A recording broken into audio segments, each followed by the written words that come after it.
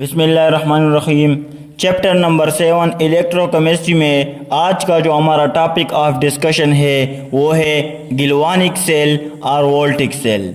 हमने electrochemical cell को start किया हुआ था, उसमें हमने इलेक्ट्रोलाइटिक सेल पढ़ा था और दूसरा जो हमारा टॉपिक है इलेक्ट्रोकेमिकल सेल का वो है गिलवानिक सेल। तो आज हम गिलवानिक सेल को डिस्कस करने जा रहे हैं कि गिलवानिक सेल हमारे पास कौन सा सेल होता है। तो ये हमारे पास इलेक्ट्रोकेमिकल सेल का वो टाइप है जिसमें क्या होता है, the device in which chemical energy is converted into electrical energy is called galvanic cell or voltaic cell। galvanic cell को हम voltaic cell भी कहते हैं। ये हमारे पास एक ऐसा डिवाइस है जो केमिकल एनर्जी को कन्वर्ट करता है, कौन सी एनर्जी में, इलेक्ट्रिकल एनर्जी में। जैसे हमारे पास बैटरीज होती है वगैरह वगैरह, तो बैटरीज में क्या होते हैं, केमिकल्स होते हैं।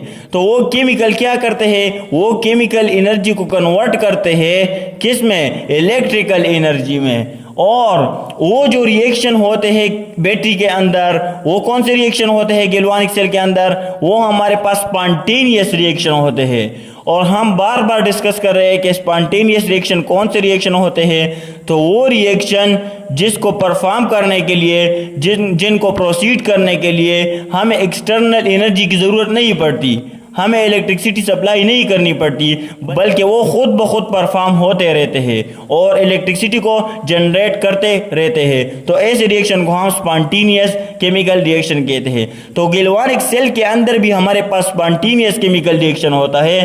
तो अगर एक केमिकल रिएक्शन स्पॉन्टेनियस होगा तो वो क्या करेगा, केमिकल एनर्जी को कन्वर्ट करेगा कौन सी एनर्जी में, इलेक्ट्रिकल एनर्जी में। क्योंकि अभी हमने पढ़ा कि जब हमारे पास एक सेल के अंदर स्पॉन्टेनियस केमिकल रिएक्शन होता है तो साथ साथ इलेक्ट्रिसिटी को भी जनरेट करता रहता है। तो इसी तरह गैल्वानिक सेल के अंदर भी हमारे पास यही कुछ होता है। अब गैल्वानिक सेल को हम वोल्टिक सेल भी कहते हैं, ये इसका दूसरा नाम है। Spontaneous chemical reaction takes place in galvanic cell, इसके बारे में भी हम डिस्कस कर चुके हैं। अब गैल्वानिक सेल का जो हमारे पास बेस्ट एग्जांपल है वो है डेनियल सेल। अब हमने डेनियल सेल की कंस्ट्रक्शन के बारे में पढ़ना है और डेनियल सेल हमारे पास वर्किंग कैसे करता है इसको भी हम डिस्कस करेंगे।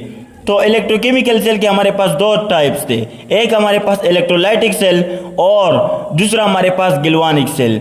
इलेक्ट्रोलाइटिक सेल की भी हमारे पास अगेन दो टाइप्स है, एक हमारे पास है नेल्सन सेल और दूसरा हमारे पास डाउन सेल।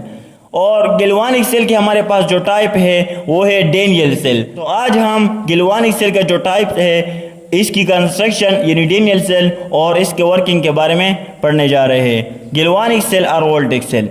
तो यहाँ पर हमने एक डायग्राम सा बनाया हुआ है, यहाँ पर आप लोग देख सकते हैं। यहाँ पर मैंने एक कंटेनर लिया हुआ है और यहाँ पर मैंने दूसरा कंटेनर लिया हुआ है। इसको हम फर्स्ट हाफ सेल कहते हैं, इसको हम क्या कहते हैं, फर्स्ट हाफ सेल इसको नाम देते हैं। और ये जो हमारे पास है इसको हम सेकंड हाफ सेल का नाम देते हैं। इसी तरह फर्स्ट हाफ सेल के अंदर हमारे पास जो सोल्यूशन होता है वो जिंक सल्फेट का सोल्यूशन पड़ा हुआ है। यहाँ पर हमारे पास क्या है, जिंक सल्फेट का सोल्यूशन पड़ा हुआ है। और इसके अंदर एक मेटल रॉड भी होता है जो जिंक सल्फेट के सोल्यूशन के अंदर डिप हुआ होता है। और वो मेटल का रॉड, वो इलेक्ट्रोड, इसको हम इलेक्ट्रोड भी कह सकते हैं, वो इलेक्ट्रोड जिंक का बना होता है। ये हमारे पास किस चीज का बना है, ये हमारे पास जिंक का बना हुआ है ये इलेक्ट्रोड। और ये इलेक्ट्रोड जिंक सल्फेट के सोल्यूशन के अंदर डिप भी होता है।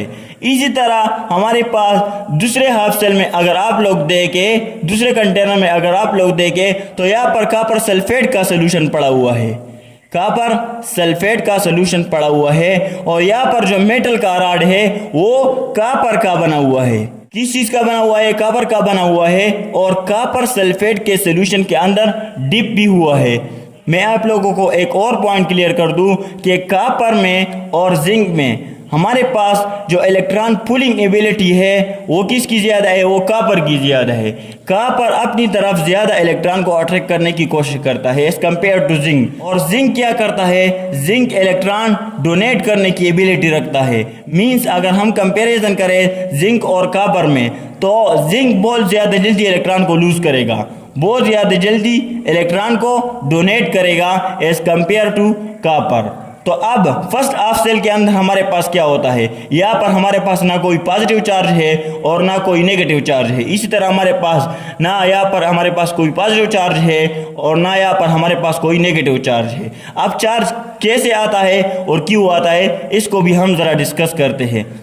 एक और पॉइंट आप लोगों को बता दूं कि इलेक्ट्रोलाइटिक सेल के अंदर हमारे पास एनोड पर कौन सा चार्ज होता है, एनोड पर हमारे पास पॉजिटिव चार्ज होता है और कैथोड पर हमारे पास नेगेटिव चार्ज होता है। लेकिन यहाँ पर मामला उलट हो जाता है।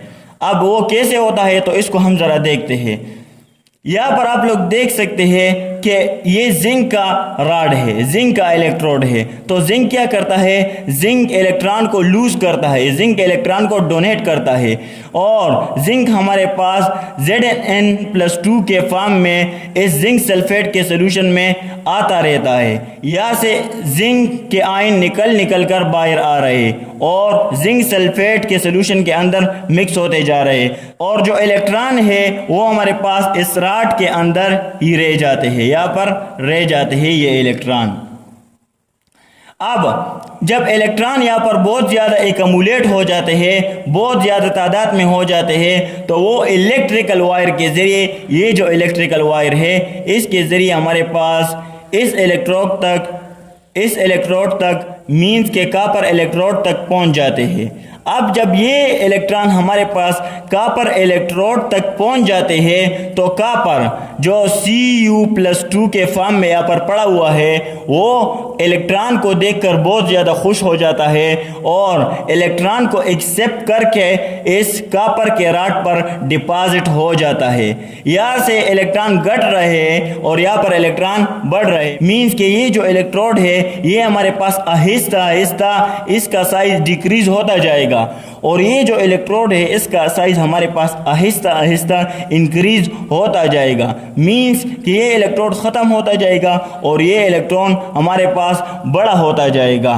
तो यहाँ पर कॉपर इलेक्ट्रॉन को एक्सेप्ट कर रहा है और जिंक इलेक्ट्रॉन को लूज कर रहा है और ये जो प्रोसेस है ये हमारे पास स्पॉन्टेनियस होगा। ये केमिकल रिएक्शन आप लोग सवाल नहीं उठा सकते कि ये केमिकल रिएक्शन हमारे पास किस तरह स्टार्ट हुआ है। मैंने पहले आप लोगों को बताया कि गैल्वानिक सेल के अंदर जो हमारे पास केमिकल रिएक्शन होता है वो स्पॉन्टेनियस होता है। वो क्या होता है, वो स्पॉन्टेनियस होता है। तो यहाँ से जो इलेक्ट्रॉन निकल कर इस इलेक्ट्रोड तक मींस के कॉपर इलेक्ट्रोड पे ट्रेवल कर रहे हैं, तो अब क्या होगा, यहाँ पर जब जिंक निकल कर बाहर आ रहा है तो यहाँ पर जिंक की क्वांटिटी, जिंक आयन की क्वांटिटी बहुत ज़्यादा बढ़ जाएगी। जब जिंक आयन की क्वांटिटी बहुत ज़्यादा बढ़ जाएगी तो जिंक पर पॉजिटिव चार्ज है और यहाँ पर इलेक्ट्रॉन पर कौन सा चार्ज है, यहाँ पर नेगेटिव चार्ज है। अब ये जिंक क्या करेगा, ये इलेक्ट्रॉन की आउटवर्ड फ्लो को रोक लेगा, इसको प्रिवेंट कर लेगा, यानी इसको बाहर जाने नहीं देगा इन इलेक्ट्रॉन को। तो अगर ये इलेक्ट्रॉन यहाँ से बाहर नहीं जा सकते तो हमारे पास ये केमिकल रिएक्शन रुक जाएगा और ये जो सोल्यूशन है यहाँ पर पॉजिटिव चार्ज की तादाद बहुत ज़्यादा हो जाएगी। जिंक+2 यहाँ पर सराउंड कर लेगा इस मेटल के रॉड को। तो इस सोल्यूशन को हम कहते हैं पॉजिटिव चार्ज सोल्यूशन इसको हम कहते हैं। और यहाँ पर भी हमारे पास सेम केस है कि Cu+2 अगर कॉपर आयन यहाँ से निकल कर इस इलेक्ट्रोड पर डिपॉजिट हो रहे हैं तो हमारे पास यहाँ पर SO4-2 यहाँ पर सल्फेट आयन की क्वांटिटी बहुत ज़्यादा हो जाएगी। तो अगर सल्फेट आयन की क्वांटिटी बहुत ज़्यादा हो जाएगी तो सल्फेट क्या करेगा, इस कॉपर को अपनी तरफ अट्रैक्ट करेगा, यहाँ से कॉपर को इलेक्ट्रॉन एक्सेप्ट करने नहीं देगा, ये इलेक्ट्रॉन को रिपेल करेगा क्योंकि यहाँ पर ऑलरेडी नेगेटिव चार्ज है और इलेक्ट्रॉन जो यहाँ पर आ रहे हैं इस पर भी हमारे पास नेगेटिव चार्ज है, तो ये इसको रिपेल करेगा। तो एज अ रिजल्ट हमारे पास ये सोल्यूशन नेगेटिव चार्ज सोल्यूशन बन जाएगा। इस हाफ सेल के अंदर हमारे पास जो सोल्यूशन है वो पॉजिटिव चार्ज सोल्यूशन है और इस हाफ सेल के अंदर हमारे पास ये सोल्यूशन नेगेटिव चार्ज सोल्यूशन बन जाएगा। तो अब यहाँ पर एक प्रॉब्लम क्रिएट हो रहा है और वो प्रॉब्लम क्या है, क्योंकि यहाँ पर हमारे पास चार्ज क्रिएट हो रहा है तो यहाँ पर जो करंट है वो फ्लो नहीं करेगा। यहाँ पर हमें ज़ीरो दिखाएगा, यहाँ पर करंट की फ़्लो क्या होगी, ज़ीरो होगी। जब यहाँ पर चार्ज क्रिएट हो जाएगा तो यहाँ पर करंट की फ़्लो ज़ीरो हमें शो करेगा। तो अब इस मसले को हल करने के लिए, इस मसले को सॉल्व करने के लिए कि यहाँ पर सोल्यूशन पे चार्ज डेवलप ना हो, तो यहाँ पर हम एक यू शेप का स्ट्रक्चर लगा लेते हैं जिसको हम साल्ट ब्रिज कहते हैं, जिसको हम क्या कहते हैं, साल्ट ब्रिज कहते हैं। इस साल्ट ब्रिज का फंक्शन क्या होता है कि ये दोनों सॉल्यूशन को क्या करता है, दोनों हाफ सेल को न्यूट्रल रखता है, न्यूट्रल रखता है। यहाँ से आयन माइग्रेट करेंगे यहाँ पर और यहाँ से आयन माइग्रेट करेंगे इस हाफ सेल के अंदर। तो एज अ रिजल्ट हमारे पास क्या होगा, ये सॉल्यूशन हमारे पास न्यूट्रल रहेगा और करंट की फ्लो हमारे पास फिर से जारी रहेगी। तो साल्ट ब्रिज के अंदर जो हमारे पास इलेक्ट्रोलाइट होता है वो स्ट्रांग इलेक्ट्रोलाइट होता है। और साल्ट ब्रिज के अंदर हम कौन कौन से इलेक्ट्रोलाइट यूज़ कर सकते हैं, सोडियम सल्फेट, पोटाशियम क्लोराइड वगैरह वगैरह। इसके अंदर यहाँ पर हम क्या लेते हैं, यहाँ पर हम सोडियम सल्फेट को लेते हैं। तो SO4 2Na ये यहाँ पर जाएगा इस सेल के अंदर और सल्फेट यहाँ पर इस सेल के अंदर जाएगा। तो एज अ रिजल्ट हमारे पास ये दोनों सेल न्यूट्रल हो जाएंगे और करंट की फ्लो हमारे पास दोबारा से ऑन हो जाएगी।